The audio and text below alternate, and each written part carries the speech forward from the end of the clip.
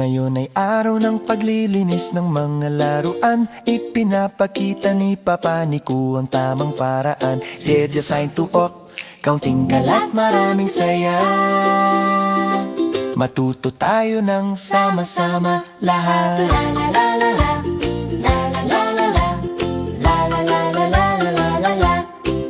Mga laruan sahig, kahit saan si Mumba ay tumatawa at tumatalon nebu. Pumasok si Papa, tumingin at ngumiti. Sandro! Sabi niya, magpahinga muna tayo, Nedby. Ang mga laruan ay pwedeng makatisod, pwedeng madulas. Ipinapakita ni Papa kay Mumba, magkatabi ah. Tumingin siya sa paligid at nagsimulang umunawa. Talagang magulo ang kwarto-lutpoy.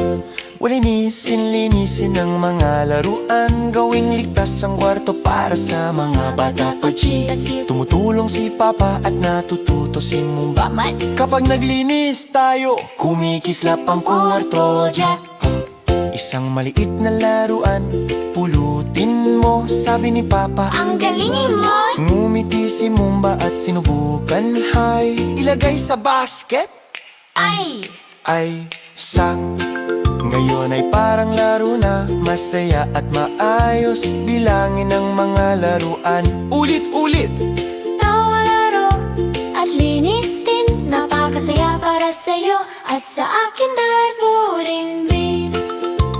Pulutin at ilagay sa loob, titli. Ang paglilinis ay panalo para sa lahat. May laro at masasayang tawa na.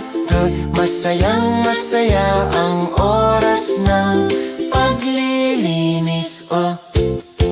Magkatabi, naglilinis pa. Isang laruan na lang ang nasa sahig.